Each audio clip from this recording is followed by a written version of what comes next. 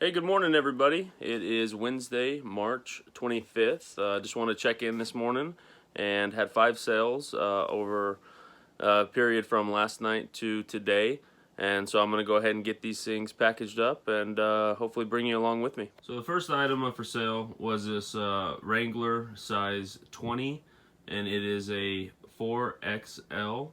For those of you that are kind of new to the Wrangler game, these are called Pearl Snaps. And so what you're looking for as far as the old Wrangler stuff is made in the USA. If you can find made in the USA with the Pearl Snaps button down, kind of the heavy denim, that will definitely be a good seller. So this Wrangler, as I said in some of my previous videos, this Wrangler, along with a whole lot of other Wrangler clothing, boots, different stuff like that, Roper, was picked up at a big liquidation sale.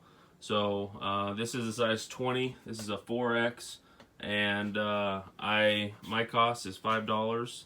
I end up selling it for $24 plus shipping.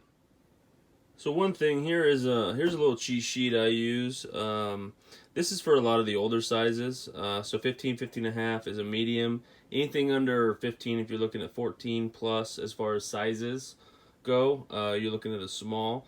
And so you can I follow this chart because not every pair of clothes, especially the vintage clothing, actually has the exact size of it. It'll give you an 18, 18 and a half, and so this is a solid little reference point that I'll use just to kind of break down some of the older clothing styles and stuff like that and sizes. So the next item I sold is a vintage Norm Thompson USA.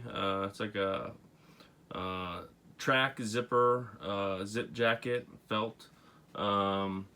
Actually really nice. And so this thing had been listed for quite a long time. Again, it's one of those things, if you have some of your older listings, this thing had been listed for probably about 8 months now, and fortunately sold. So sold this for $22 free shipping. Alright, so I am working on getting this Wrangler short sleeve shirt all packed up. The nice thing is, kind of feeling the weight, it should actually go under a pound. So I'll take a look at that, and if it can, then we'll go ahead and send it first class. Which, when you're when you're selling shirts and stuff like that, you have to kind of remember your margins and kind of remember you don't have a lot to play with. So there's a big difference between shipping first class and potentially shipping a padded flat rate envelope, or also a just a flat rate envelope. I mean, you can go from $5, $5.50 on the high side to upwards of $7.50. So it's an extra $2, potentially an extra $2 a unit, and if you're selling, a couple thousand units a year, it definitely adds up. So I'm gonna go ahead and get that guy taped. I do a little extra taping. Just makes me feel a little better. Okay. Get this thrown. I'm gonna get this on the scale and see what it weighs out to be. 10.2. So go ahead and put it in for 11 ounces, and definitely gonna be first class, and gonna save myself a little bit of money. All right. So the next one is the Norm Thompson sweatshirt. This is going to be over a pound. So I will go ahead and we're going to put this into a padded flat rate. And what I like to do, just to kind of keep it as clean as possible, I will put this try to sneak this into a eBay mailer. And then just to make it a little easier, if you put it in an eBay mailer first and then try to put it into a padded, it will make your life so much easier. So that's just a little trick that I've learned through watching a bunch of other YouTubers. We'll get this in here.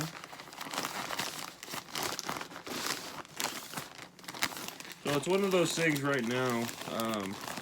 I'm in California, so over the last couple weeks we've definitely had a little more rain lately, but as most can tell, the weather is starting to shift. So it's one of those things where if you have potentially sweaters, track jackets, heavy jackets, goose downs and stuff like that, you probably might want to be a little more flexible as far as some pricing goes over the next couple weeks, month, because very quickly we're all going to be out of wintertime, and summer's coming around the corner. And it's also one of those things that you know, start sourcing for 3-4 months from now. Start sourcing for when it is getting hotter. I know it's a little difficult to source, but keep your eye open for those things that people are trying to ditch right now. You know, one of the things that I've done really well on is kind of silly and goofy, but Speedos. If you're able to find, you know, new with tag Speedos, summertime's right around the corner. So, I mean, we're talking sandals, flip-flops, bathing suits, any of that stuff. Start looking to pick it up. So I'm going to go ahead and get this mailed out. Alright. So I know from the eBay community I'm going to get crucified for using tape. And still taping the things. My stance is, I'll leave my stance out of it for now. But gonna continue until I hit a certain goal, and then I'll make the stop to either the rollo or the thermal. These were brand new in the box. Again, at this estate sale, they were selling for $15 a pair. All brand new boots. I ended up picking up close to 40 pairs. My cost on these is $5, and these sold last night on a best offer for $97 plus 18 shipping. We're just working on getting this taped up all on the sides, and yeah, I'd actually never even heard of the word or heard of Chippewa boots until this big purchase. And like I said, I recommend if you ever find any. Some of these can go for as high as $200 to $300 a pair. I've sold so far a total of, like, I think it's about 8 pairs of these Chippewas. So I picked up a total of, I think, about 12 of them. And also got a couple pairs of Roper boots, and they were made in the USA, as well as a whole lot of Durangos, which the Durangos, again, everything's new in the box, but the Durangos are just kind of going okay. Some of my prices are a little high, but, you know, again, at a $5 buy cost, I can kind of sit on these for a little while and wait for the right buyer. So this was an awesome sale, total 97 plus 18 ship. So I'll print out the label and move on to the next one. All right, so the next sale we have is a FootJoy Classic Dry. And what kind of makes these a little more on the you should buy them level? I ended up paying $20 at a flea market in San Diego. My wife and I and our daughter went down there for the weekend and found these. So FootJoy actually stopped making and producing a lot of their golf shoes in the United States. They're now in Mexico. So if you're looking at golf shoes and you see anything that says FootJoy, made in the USA, and especially if it is a classic dry or a dry, I believe there's just a dry also, seriously look at the comps. These brand new can go upwards of about $500. I ended up just taking an offer. They had been around for a little bit. I took an offer for $75 plus shipping, and so overall I'm happy with them. This is something that I will absolutely look for when I go out, swap meets, estate sales, stuff like that. And a lot of the times they will have the metal spikes on the bottom, and so if you see the metal spikes on the bottom, look them up, because I want to say it was probably early to mid 90s when we were playing golf that they outlawed the hard spikes and moved to the soft spikes. So check them out. All right, so I am going to get these things all packaged up. Do a little bubble wrap. They are going to go into a 15 by 8 by 6 priority mail USPS box, and that actually is a part of the free shipping supplies. So I think I've said it in a video. If you haven't gotten your shipping supplies yet, you should absolutely do that.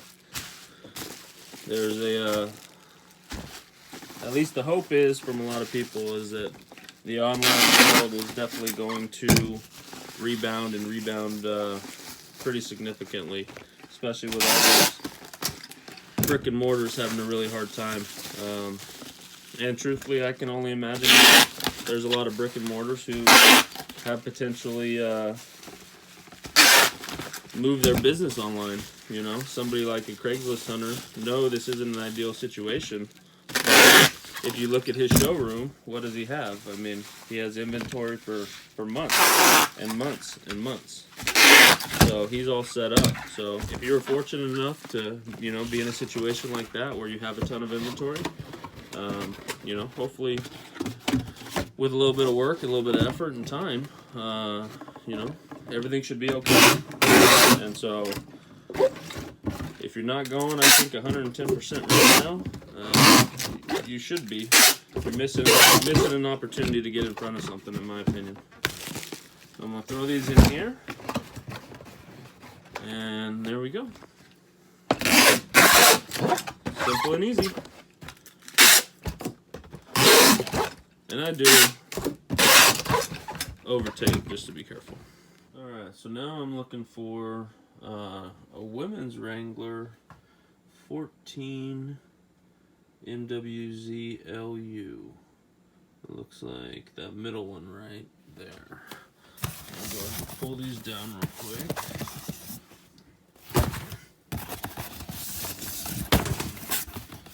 So, in that deal that I was able to cut, they had the color jeans were $3 a piece. So this is the pair that I'm looking for.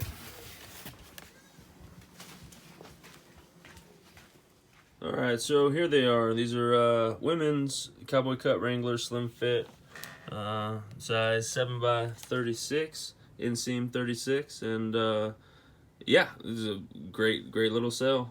My cost was $5, sold for $32 plus shipping. So these were made in the USA.